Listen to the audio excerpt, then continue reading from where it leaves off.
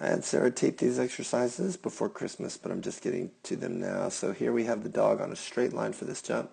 Sarah's going to threadle. It's going to bring the dog around this way.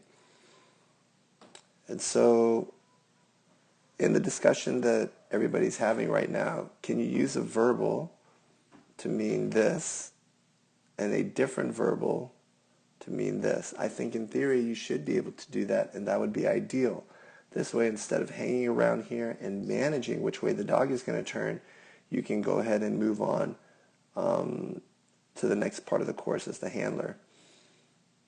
But the way we've taught our dogs and the way we're doing it right now is threadle just means come off the line, take this jump, and it's the handling that's going to tell you which way to go after that. And it's all about rear cross handling. So here, the dog is going to take off this way. And if we take a look at Sarah's foot here, look at the left foot, you can see her foot crosses. Her foot is driving this way across this blue line. And so that's going to cause the dog to turn this way. And then Sarah's free to blind cross and get to the other side because the dog's engaged with the jump and has to land. Let's take a look at this one here. This is different. So here is the line, but if we look at Sarah's feet, she never crosses the line. She comes this way, but she never actually rear crosses the dog. And so I'd expect the dog to go the wrong way, which the dog does.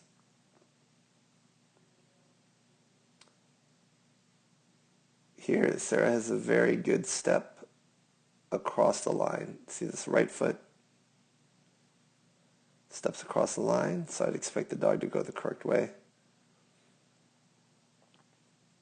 I like this one because Sarah has to hang back. So on our first three examples, Sarah's up ahead, but a lot of times on course you're going to be stuck behind the dog, where the dog has to come past you and do this maneuver. So what do you do when you're already on this side of the line and you can't rear cross because you're already on that side? Well, here you're going to wait for the dog. Sarah uses a hand target, but you need to wait for the dog until the dog's head is turned toward you. Then you can go. And you want to be careful not to step forward with either foot.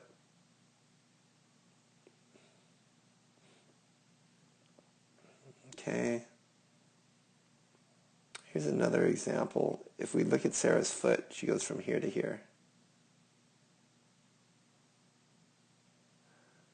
So you tell me, is that a rear cross?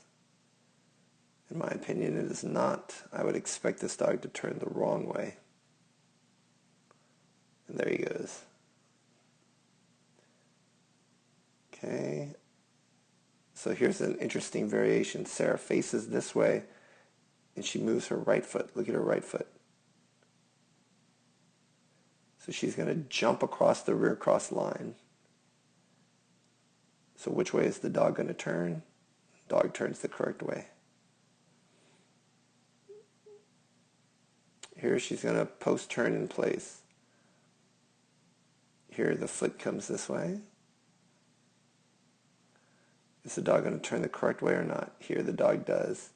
I think this one's pretty close. I think if I'm Sarah or myself, I want to make it more obvious, more dramatic. I definitely want to cut behind the dog because there's plenty of time to then slide back or to step forward or go like this and get out of my dog's way.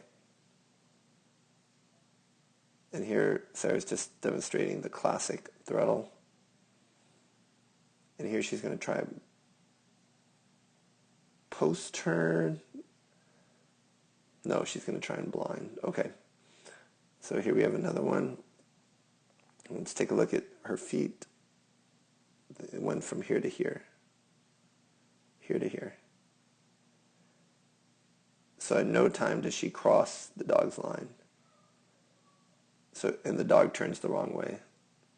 So there I think she was experimenting with like maybe targeting here with the hand.